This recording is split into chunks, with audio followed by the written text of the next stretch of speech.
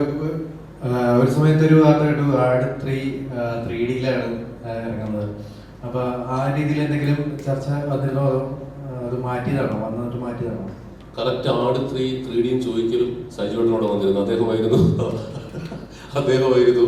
ആട് 3D-യിൽ ചെയ്യാന്നുള്ള പ്ലാൻ വെച്ചത്. ആക്ച്വലി അങ്ങനെ ഒരു പ്ലാൻ ഉണ്ടായിരുന്നു, ആലോചന ഉണ്ടായിരുന്നു. പക്ഷേ സിനിമ ഇത്രയും വലുതായി മാറിയതിനു ശേഷം അതിന്റെ പോസ്റ്റ് പ്രൊഡക്ഷൻ എടുക്കാൻ പോകുന്ന ഒരു സമയം അത്യാവശ്യം ദൈർഘ്യമുള്ളതാണ്, ലെങ്തി പ്രോസസ്സാണ്. അപ്പോൾ പിന്നെ ബിഗ് ഫാന്റസിയിലേക്ക് നമ്മൾ മാറിക്കഴിഞ്ഞപ്പം ആ ഒരു കോംപ്ലിക്കേഷൻ കൂടി നമ്മൾ ഈ പറഞ്ഞ പോലെ ആ ടൈം എന്ന് പറയുന്ന ഒരു സാധനം ഉണ്ടല്ലോ, 3D കൺവേർഷന് വേണ്ടി മൊത്തം അതിനി തൽക്കാലം വേണ്ടാന്ന് പിന്നീട് തീരുമാനിക്കുകയാണ്. ഇനീഷ്യലി അങ്ങനെ ഒരു പ്ലാൻ ഉണ്ടായിരുന്നു. അന്ന് സിനിമ ഇത്ര വലുതല്ലായിരുന്നു.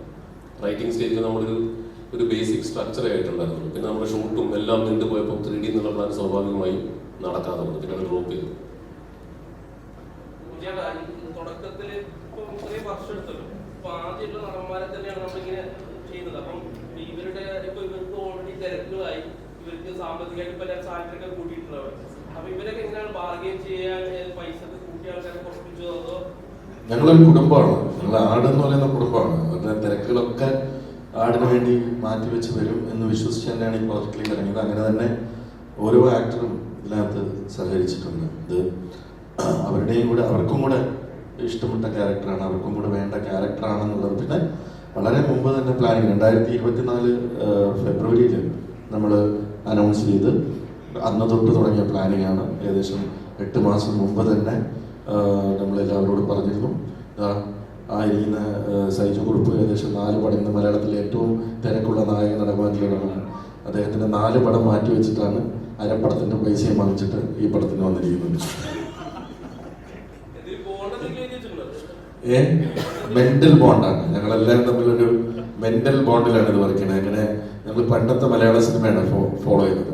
വാക്ക് കൊടുത്തു, വാക്കിന് പിന്നെ മാറ്റമില്ല. പേപ്പറുകളൊക്കെ എന്താണ്, പേപ്പർ കൊണ്ടൊന്നും നമ്മൾ ഈ കുടുംബത്തിലെ ഒരു അംഗവുമായിട്ട് ഒരു പേപ്പർ വെച്ചിട്ട് അതിൻ്റെ പേരിൽ ഒരു ചർച്ച അല്ലെങ്കിൽ അസോസിയേഷൻ പോവുക അങ്ങനെയൊന്നും വിചാരിക്കുന്ന രീതിയല്ല. ഈ കുടുംബത്തിലെ ഓരോ അംഗങ്ങളും, ആർട്ട് ഫ്രാഞ്ചൈസിലെ ഓരോ അംഗങ്ങളും ഇതിൻ്റെ ഭാഗമാണ്. നമ്മൾ ആസ് എ പ്രൊഡക്ഷൻ ഹൗസ് ഈ സിനിമയെ സ്നേഹിക്കുന്ന പോലെ തന്നെ അവരും ആ ക്യാരക്ടേഴ്സിനെ സ്നേഹിക്കുന്നു. എനിക്കറിയാം, ഈ സിനിമയിലെ ഓരോ കഥാപാത്രങ്ങളും ഞങ്ങൾ തന്നെ പല സിനിമകളുടെ ഭാഗമായിട്ട് ഈ സൈജു ഞാനുമായിട്ട് പോയിട്ടുണ്ട്.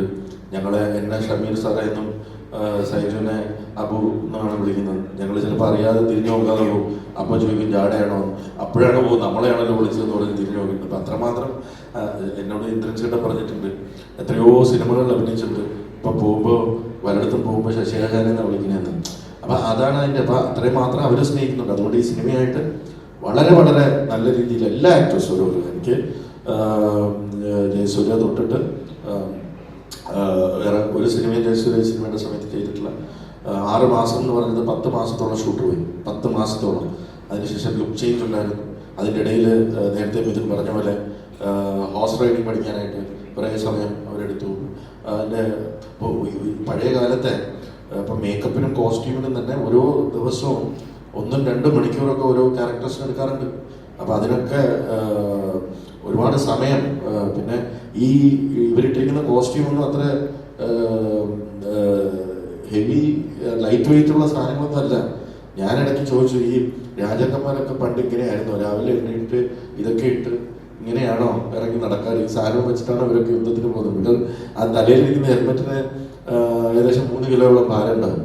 അപ്പം അത് സ്റ്റെഫി എന്ന് പറയുന്ന ഞങ്ങളുടെ കോസ്റ്റ്യൂം ഡിസൈനർ 6 മാസമോ 5 മാസമോ കൊണ്ടാണ് അതിൻ്റെ പ്രൊക്യൂർമെൻറ്റിന് മാത്രം നടന്നിട്ടുള്ളത്. സ്റ്റെഫി പല ഇൻ്റർവ്യൂവിലും പറഞ്ഞിട്ടുണ്ട്.